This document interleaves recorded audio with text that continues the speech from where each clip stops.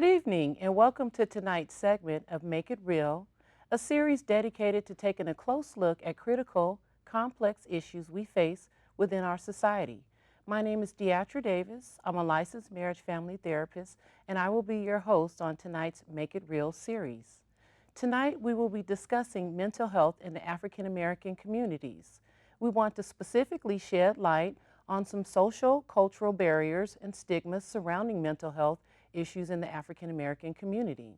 We also want to bring some attention to suicide, which is now increasing within the culture.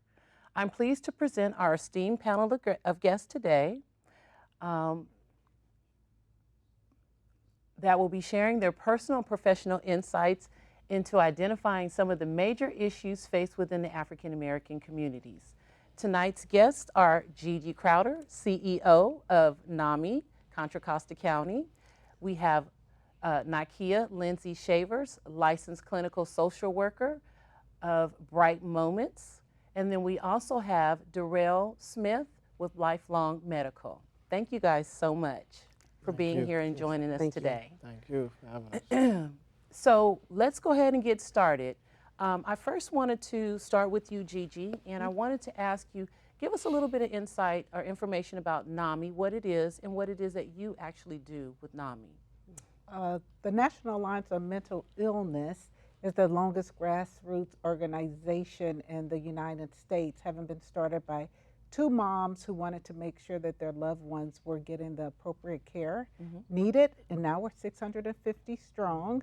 And in Contra Costa County, we wanted to make sure that our services were culturally reflective and that we'd hired individuals reflective of the community. So I've had an opportunity at NAMI Contra Costa to enlighten individual and bring knowledge about how mental illness shows up from community to community, with a particular focus on my community, my beloved community, where we've experienced a lot of disparities.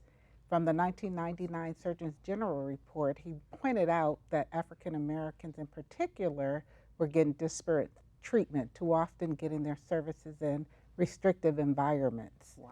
Yes. Okay, wonderful. And so what are some of the cultural stigmas that you have found when working with NAMI in addressing the African American communities? Well, I actually started my career in Alameda County. I was the ethnic services manager. Every county has an opportunity to improve outcomes for ethnic and BIPOC communities. And so I noticed that when it came to African Americans, too often they were not getting the funding needed. Other communities who had language barriers had more funding needed. And so we wanted to make sure, and I started after the Mental Health Services Act passed in 2004. I went to our department and I said, hey, what about services for African Americans? What can we do to improve outcomes there? And I was pretty much told the money had ran out. And that was not a surprise across the state. So we wanted to make sure that we were at least looking at what works, what doesn't, and what could we do better. And so in my rebellious behavior, I started a movement called Black Minds Matter Too. And we did a utilization report in Alameda County, and we were able to identify root causes, which no surprise to anyone is structural racism, systemic racism that causes young individuals who might be experiencing a mental health challenge to get their services delivered in school settings with no attention at that time to trauma-informed care. And then for TAY, or transitional age youth, too often they were getting criminalized, and so they spend a lot of time in juvenile justice systems. I'm in a county, in Contra Costa County, where 60 to 70% of the young people have a diagnosed mental illness. Not they may, they definitely have it. So the question becomes, why do some community get counseling and our young people get jail?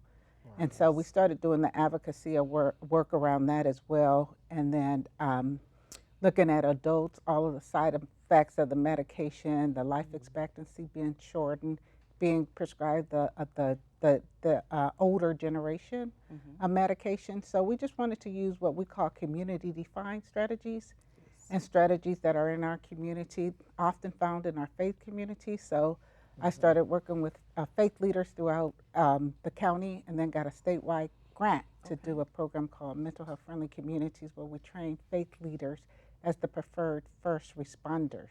So the faith leaders, are they like the go-to people if people are finding themselves needing help or some support? Is that what? Is that? Yeah, when people are in crisis, they generally will turn to their faith, but the faith leaders have to have the skill set necessary not to over spiritualize. So you can't be taking people to the back room and telling them that they need, to just pray about it. If they need meds, if they need to speak to a therapist, that's what we need to be encouraging. So bridging the gap between the clinical and the spiritual, and making sure that the faith leaders were equipped with the tools needed to better understand mental illness and to be more welcoming when people showed up, and recognizing that NAMI, we know that 1 in 5 individuals are impacted by mental illness, and it doesn't matter your income bracket, your ethnicity.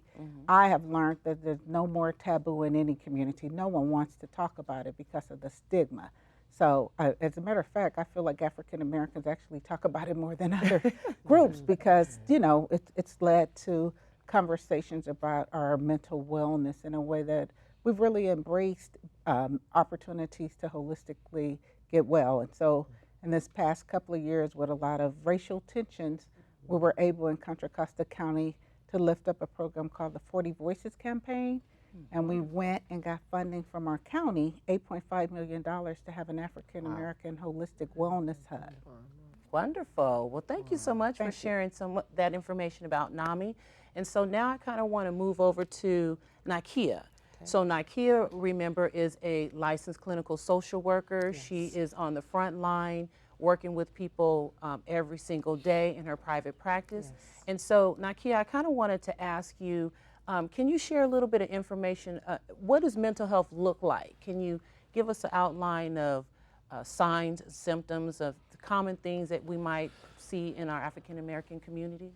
Yes, most definitely, because it's very important to recognize what you see in others, in your loved ones, your friends, co-workers even, that may signal that people are in a space of hopelessness or despair or searching.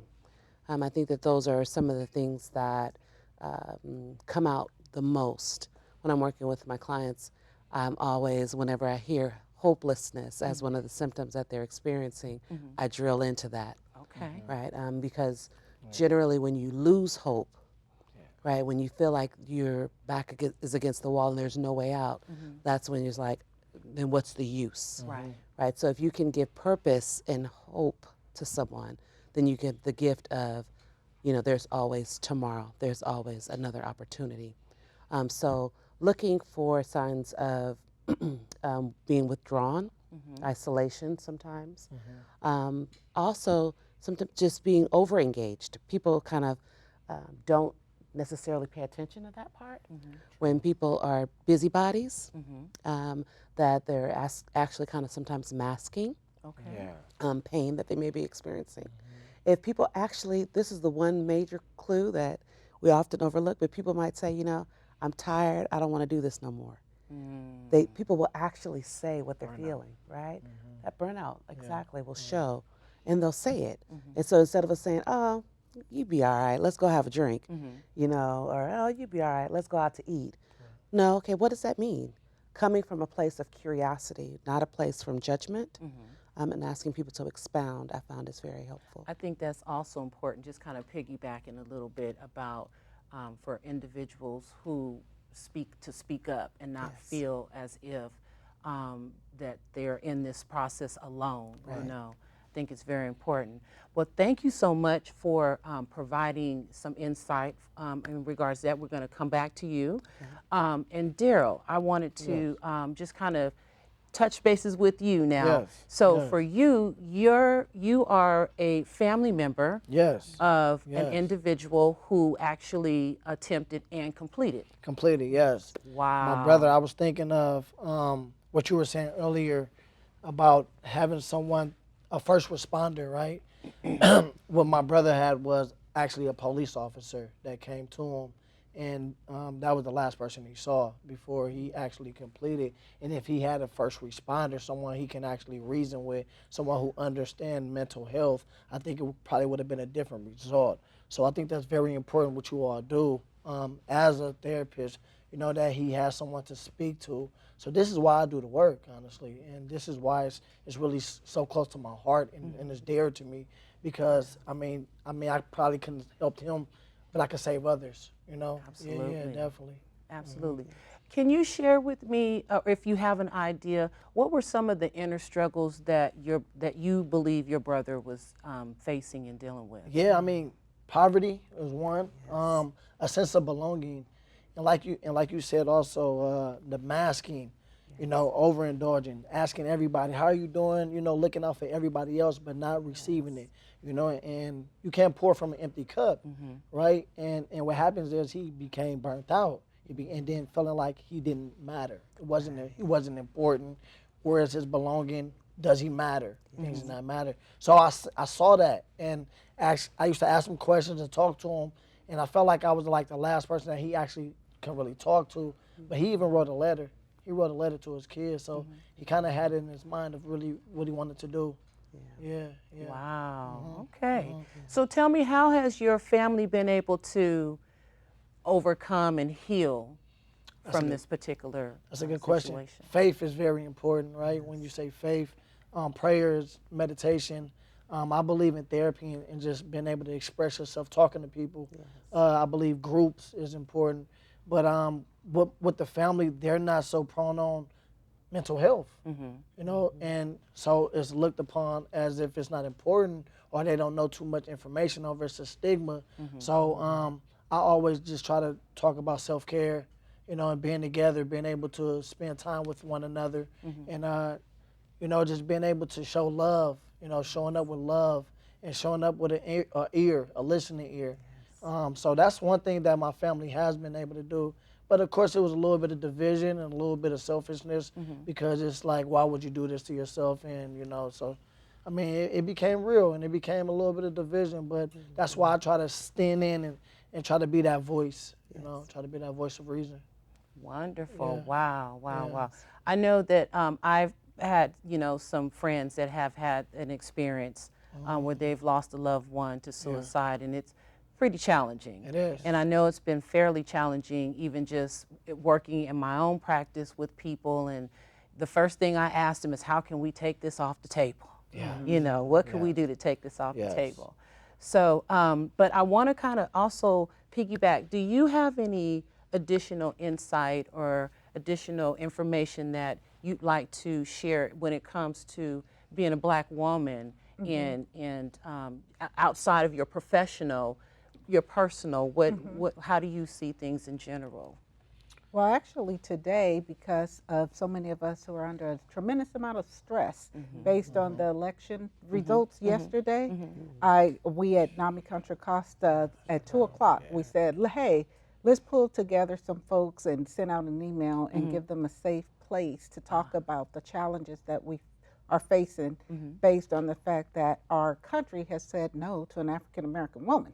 That was very difficult, and it made us realize that often there's microaggressions for African American women in the workplace. That we're bright, we're capable, but we can make a statement, and often it's not listened to. So today was really beautiful because there were 3 other African American leaders of nonprofits, and we decided we're going to start meeting.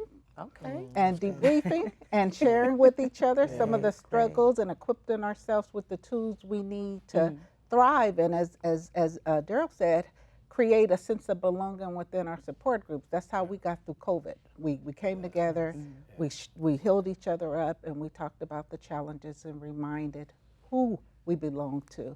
And so that's been really powerful for us at NAMI to identify support groups that individuals could join, and we need to take care of ourselves as well.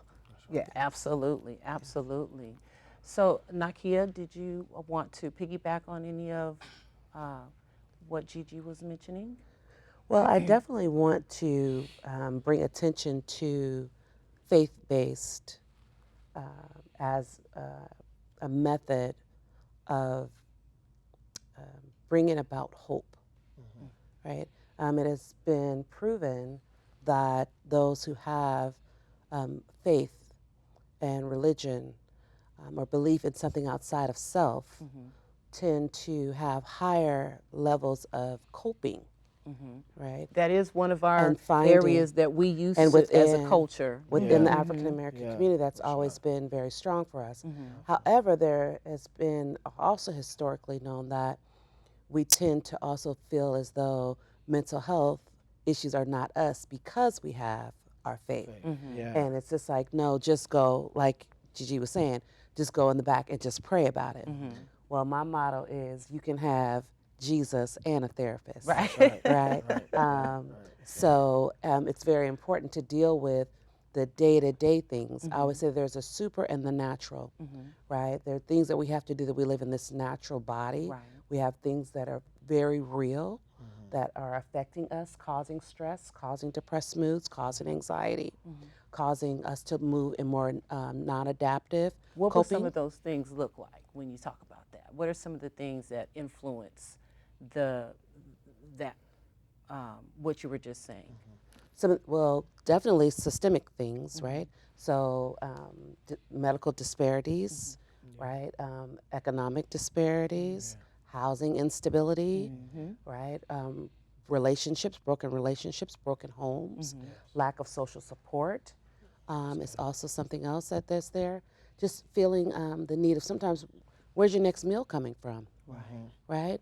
Not having your basic needs and necessities being met. You don't have those foundational things that put you at a place of peace and a place of rest. Absolutely. Right? So that overall, what we've normalized in the African American community, in other communities, they would look at as though, well, something is wrong, right? But for us, it's expected to be a norm. Like this is just what we do, right? And we have to realize that no, that's not normal. Right. Right? It's not normal for your stress levels to be as high as they are. It's not normal for you to walk around with high blood pressure. High blood pressure. Yeah. That's not normal. Seriously, Right? We're not going to normalize that for African Americans, Right. but not normalize it for other nationalities. That's right. And so getting to that and being able people talk about it like, no, no, I have a higher stress level. No, I'm not sleeping well at night. So looking at those things and trying to find more adaptive ways of coping with them. Thank you. Appreciate that. Now, I want to ask you again, Darrell, for a black man, can you shed some light on what self-care should and could look like? Yeah. Well, I mean, of course, I would say vulnerability doesn't mean weak. It's okay to be vulnerable. It's okay to actually be emotionally intelligent and say I'm not okay. It's okay not to be okay sometimes, right? And it's okay for us to cry. I call it a release. I was taught, water is for the body, and when you cry and you shed tears, that's for the soul. It cleanses the soul. So it's okay to be able to do that. Also, like therapy, like in I would say as a black man, it's a thing that we don't trust anyone. We don't feel like we should tell people our issues or tell people our problems because we're looked at as strong. But when we share, we feel as weak. And we was taught, don't talk to them people. You don't know who they are. What happens in here stays in here. Right. And that's not always the case, right? So being able to find someone who you can trust to be able to express with is important. Exercising is important. Of course, eating healthy is very important. I know the kids may be listening, but sex is important as well. I mean, I will say releasing is important. Okay, I'm going to be real. But no, really, faith, really believing in a higher power. I believe in God. I actually have a clothing line, and it's Your Void. It means you own value of yourself. And I have a hoodie that says God is my therapist because I want to normalize therapy. It's needed to actually have that check-in. And also having a support system, creating a safe space for yourself and creating a support system to where it don't have to be all men either. It could be some ladies that you can talk to.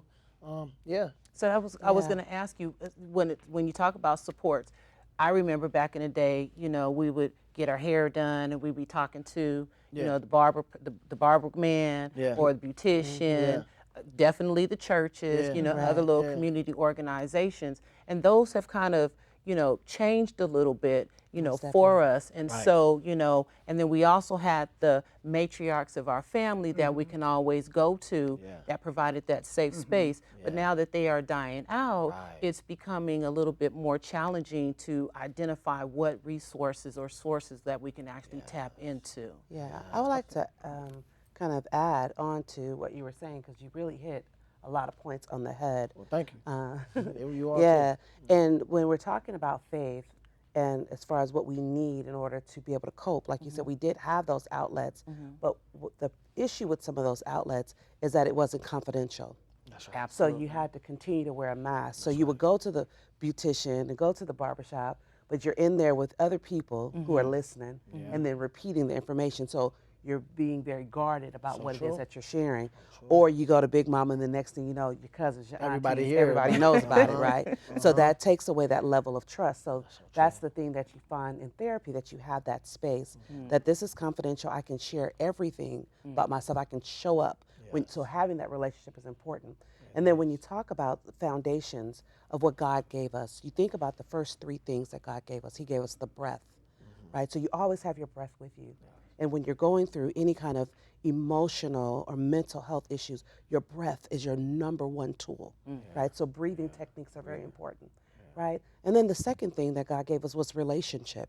Because after he made man and gave him the breath, then he says, I want to fellowship with you. I want to walk with you, right? And then after he did that, then he gave man Eve, right? Yes. And then what did they do? They knew each other, right? that's right. So that release, that Yes, that connection. release, yeah. So Yeah, it's yeah. all about that. So we need to make sure that we're Belonging. breathing, we're moving our bodies, right? That we have relationship, Yeah. right? Those are the essential basic things because this body is very primitive, right? You know, technology changes, but this here thing that we move in Yes. is old, It right? is, yeah. It moves the same way. That's right. Yeah. Can I add Yeah, I was something going to to that? say, Gigi, you Thank have you one so piggyback. much. I've been working with, because we're talking about specific strategies or community-defined approaches, and working with African American men in particular. And of late, I've been working with Mr. Fab, who does thug therapy. Oh, yes, It has I not heard of been, him. yes, it's not been embraced, but the thug stands for training, healing, uniting, and guiding. And so he shares his story Let's say of that having. again. What does thug stand for again? Thug stands for training, healing, uniting, and guiding. All right. And so he's able to come and talk to men of all ages and backgrounds about his adverse childhood experiences and what cool really needs to look like. It's actually, as Daryl said, being able to take accountability, but recognizing that strength comes in taking care of yourself. So when he goes and he, uses his platform to talk, because he's a social influencer, he's able to reach people in a way that sometimes a traditional therapy approach would not be. So we've had sessions where we've had him talk to the men, and we do breakout groups, and then we have the women, because if these men are ready to be more vulnerable, they can come back to a sister, a mother, a partner, and not be able to have a safe place to heal. Absolutely. And so I think that's been some of the most, in my career of working in the mental health field, I've shared with many people, some of the most impactful work is the work that I've seen him be able to do in a way that feeds the spirit. And even though he doesn't identify himself as a faith leader, when he's talking, he's pulling out scripture, he's pulling out all the tools needed to give people hope. And that's what, it's really about. Wonderful, wonderful. So at this particular point in time, I think we will go ahead and maybe open up some questions Okay. to our guest today, and see what they have to say. Don't give it to us too hard now. Can you hear me? Okay. Yes. Hello, I'm Latara. So I do have a question, a couple. This is really good. Years ago, when I was a teenager, something traumatic happened to me. So I went and talked to a therapist because I was troubled for a while. But during when I went to those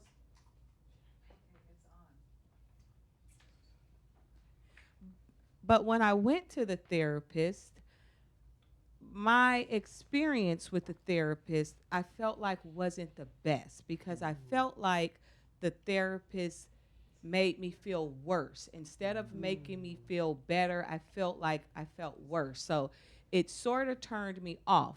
But I am someone that I feel like I need therapy because I'm a very strong individual. I have a lot going on. I guess my question is, when do you know you should seek therapy? Do you seek therapy when you have something traumatic going on, or when things are good, you just go and talk to someone periodically? I would love to hit that question. Take it away, Nakia. I'm sorry that you had that experience, and I want to acknowledge that it is a real thing.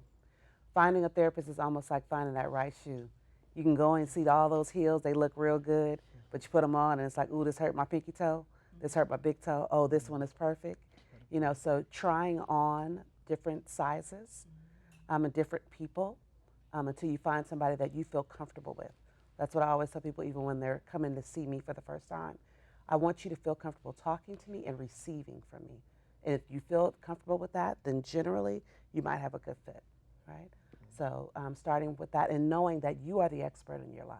That's right. Right? So if any therapist tries to take that from you, then that's not the right one for you, right? Because you're the expert in your life. We're just here to help to guide you. And definitely, most people come because they're in a space of trauma. And then as soon as they get out of trauma, then they don't come back, right? But it's just like if you go to the emergency room. You go to the emergency room, they're just bringing you back to baseline. Then you have to go back and meet with your regular PCP, right? So think of it the same way. Don't stop just because once you get out of survival, then you need to learn how to thrive and use the new tool sets that you learn in therapy so that you can continue to maintain those adaptive coping skills. That's good. Yeah. That's good. Thank you. That's good. Hi, my name is Alma, and I just want to say that we have to be careful about what we talk about in front of our grandchildren, regardless of how old they are. The reason why I said that because I was helping my son take care of his granddaughter while he worked, and this was in New York, and she was due to go home, but I had to stay there with her until the 3 months was up. So I was very angry with her mother, and I was talking to her grandfather, which is my son, about his mother. Oh, and it was prior to that, she had came home with this beautiful report card. I mean, it was just beautiful, talking about her, how smart she was, and her disposition in school and everything. So I was talking about her mom so bad, I didn't pay attention if she was watching or not. But she came home with she got a call. No, her grandfather got a call talking about she refused to do this, she refused to do that, and it was just terrible. So they wanted to know what happened. So when he came on, he told me, I said, you know what happened? I was talking about her mom. I said, and I know that's what it was. So we had to both apologize to her. We had to take her aside and apologize to her. So I was just wanted to say that we need to be careful about who we're talking about in front of who we're talking about. And normalizing that apology. I think that's what you're getting ready to say. I mean, we grow when we are able to say, oops, I made a mistake to our kids. Yes. We got to take off that S off our chest. But when we're looking at African American kids and being the largest group of kids that are now in their life between the age of 5 and 12, we have to be really mindful of they're getting negative messages in school settings, in the family home. So we got to tell our children not that just I love you, but you're lovable. Right. So that they know not just you, but everyone knows. That's So because right. the negative messaging that African American students get in classroom breaks their spirit. Every kid starts off with the ability to achieve whatever they want, but it's in the classroom where the negative starts building up. So affirming our children becomes much more important. Having the rites of passage that was kind of stripped from us culturally, we got to bring them back and affirm with birthdays and all the things and make sure that they understand the village has their back.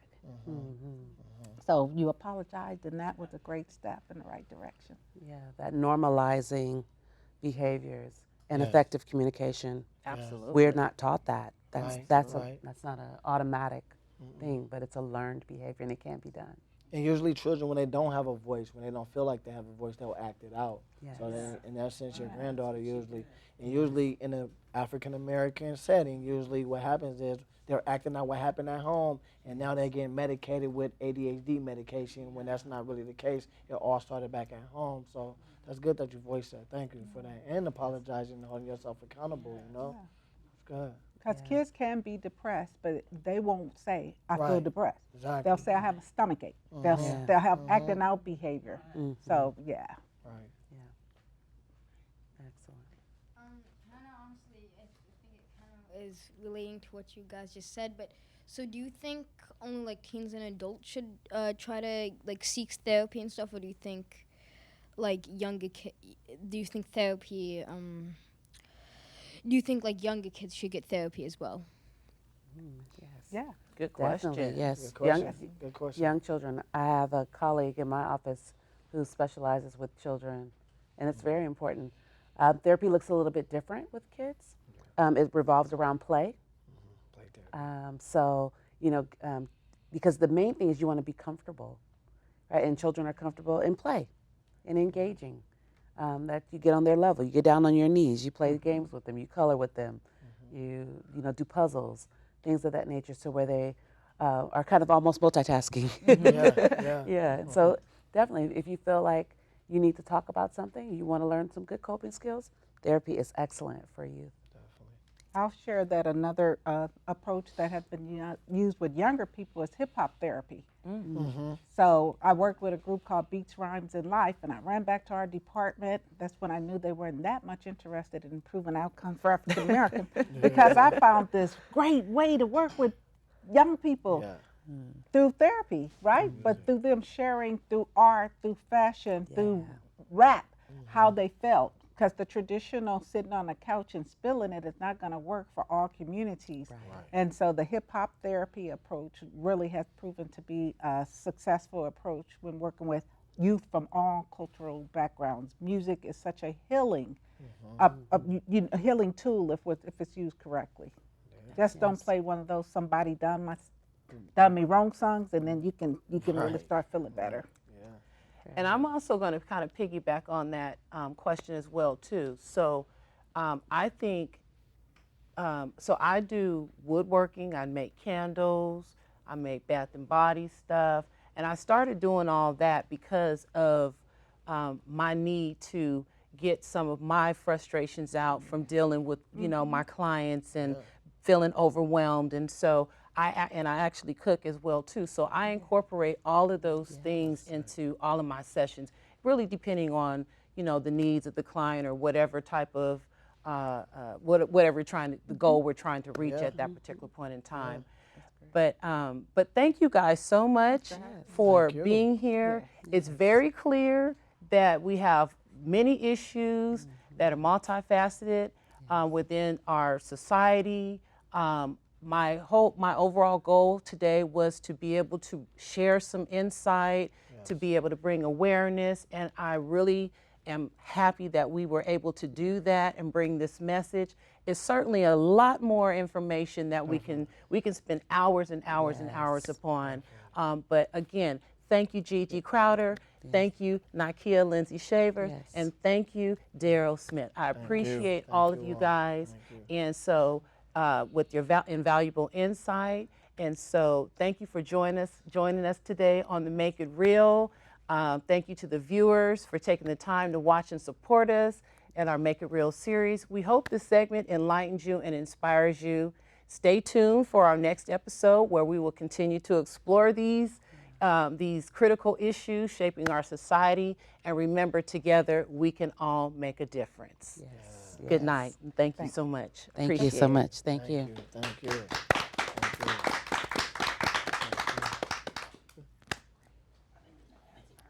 Thank you.